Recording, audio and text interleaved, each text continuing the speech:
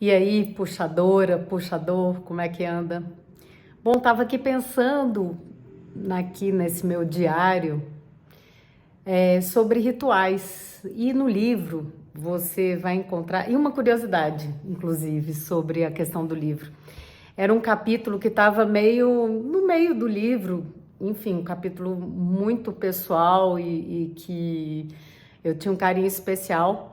E aí a Marta, editora, disse: mas por que que você não traz esse capítulo para frente para ele ser a abertura do seu livro, né? Esse convite para que você realmente traga as pessoas juntas e entendam o porquê de tudo isso que você está escrevendo. E isso eu fiz. E amei a sugestão, inclusive, até porque é uma super homenagem ao meu tio Luigi. Um dia eu prometo mostrar umas fotos, vídeos dele por aqui, porque ele me influenciou e me impactou muito a minha vida inteira, da minha infância até minha vida adulta. E o tio Luigi, ele passa a ser parte do meu livro, e aí, mas o que que ele tem a ver com comunidade, né? O que que ele tem a ver com a questão de comunidade de aprendizagem? E aí eu conto a história dele, a questão da mesa, né? Dos rituais, como que eram. Não exploro tanto os rituais, porque na verdade, né? A gente, no livro, a gente tem que fazer opções e a gente tem algumas restrições físicas mesmo de espaço no livro.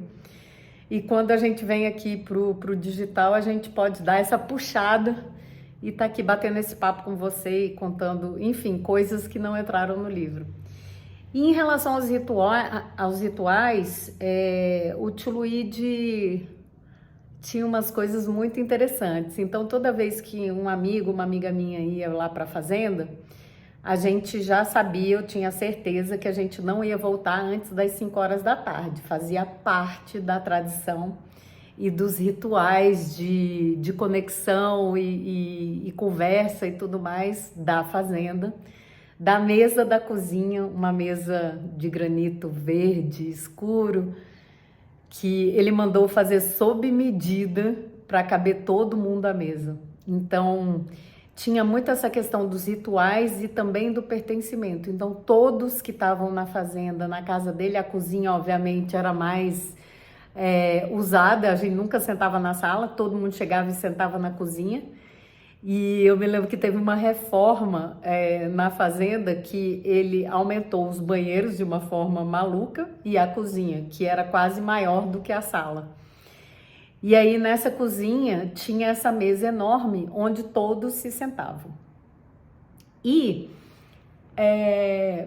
então tinha essa questão do horário da volta, que a gente sabia que nunca ia chegar mais cedo do que 5 horas da tarde. A gente sempre sabia, também tinha essa coisa de que a gente sempre ia voltar com alguma coisa na mão, fato. Então, às vezes era ovo, às vezes era azeite, enfim, tinha mil coisas. Às vezes era alguma coisa que ele tinha feito, que ele cozinhava maravilhosamente bem, um siciliano daqueles, né? E tinha também a questão do início. E esse ritual de início, que era meio que um ritual de passagem, quando as pessoas chegavam e muitas vezes não conheciam, eu sempre avisava: olha só, nem toma muito café da manhã, porque tipo assim, e também você tem que ter cuidado, não come muito tudo que o tio Luigi oferecer de entrada, porque você tem que comer o prato principal e tem que repetir, faz parte da tradição, faz parte desses rituais. Quer dizer, esses marcadores que na verdade são grandes marcadores sociais e que fazem parte de uma cultura, de uma tradição e tal. E aí na casa do tio Luigi era assim, enfim, que fazia parte também da tradição italiana, mas ele levava muito a sério isso. Então quando você chegava, você sentava à mesa e aí já tinha mil coisas naquela mesa, salame, queijo, tudo que você imaginar. Tinha algo que era muito especial, que eram as azeitonas do tio Luigi. Até hoje eu tenho certeza que amigas minhas, amigos vão lembrar e pedem para eu fazer, inclusive eu faço de vez em quando. Claro que não é igual a dele, mas enfim, a gente tenta manter a tradição também. E então tinha essa primeira parte, esse início desses rituais, né? Esse ritual de entrada, de passagem, né? De passagem para a próxima etapa, que era o prato principal, que a gente sentava à mesa, que batia papo, enfim, e vinha coisa, e vinha vinho, e vinha, enfim, bebida. E o tio Luiz sentava, levantava, conversava e cozinhava ao mesmo tempo, né? E na hora da comida, era isso. Ele fazia um prato, ele servia, cada um só comia no final. Ele só sentava quando todo mundo tinha acabado. E você tinha que repetir. Porque se você não repetisse, era uma desfeita. Tipo, ele ficava muito chateado, real, assim. Tipo, você não era uma pessoa muito bem vista se você não repetisse. Então, fazia parte desse ritual da fazenda, do tio Luigi, da casa, enfim. E as pessoas na primeira vez, né, às vezes não entendiam e tal, mas acabavam entendendo como é que era a dinâmica, né, essa dinâmica social e tudo mais. Eu me lembro, inclusive, que meu marido, na época não era meu marido, ele e o pai dele uma vez foram para lá, não conheceu a fazenda e tal, e aí comeram antes, né? Porque não sei que horas que vai sair, o que que vai ter, se vai ter comida suficiente e tal. E aí é isso, tiveram que comer, repetir, dizer que tá maravilhoso e não pode deixar sobrar também, né? Tem que repetir e lamber os beiços. Então, o que me faz refletir muito sobre essa questão de nós, puxadores de comunidade, né? A gente, quais são esses rituais que a gente está estabelecendo e essa frequência? Porque os rituais têm uma questão de consistência e eles são importantes para essa questão do pertencimento, para as pessoas se sentirem acolhidas e não só acolhidas, mas também para as pessoas se sentirem mais seguras. Porque quando você tem hábitos, tradições que são mais estabelecidas, você faz com que aquelas pessoas se sintam mais seguras e acabem fazendo parte daquela identidade do grupo. E é assim que acontece, por exemplo, se a gente olhar os rituais das nossas comunidades locais, por exemplo, como igrejas, né? Então, a religião, todas as religiões têm rituais muito bem marcados e tudo mais. E por que isso?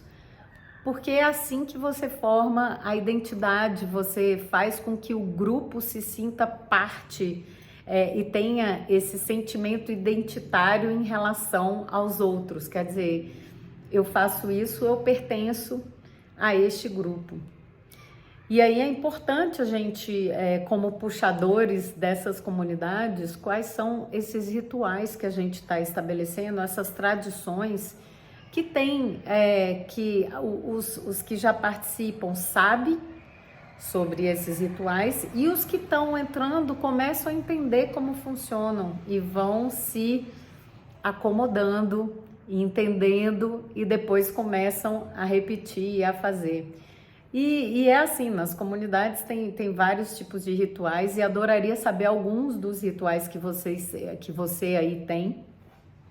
E também aqui no livro você vai ver muitos desses rituais também, você vai ter algumas ideias também que fazem parte, não só dos rituais, mas muitos marcadores sociais. Os rituais são apenas um dos tipos, né, de marcadores sociais, tem vários outros, mas que são muito importantes para dar essa liga para o grupo.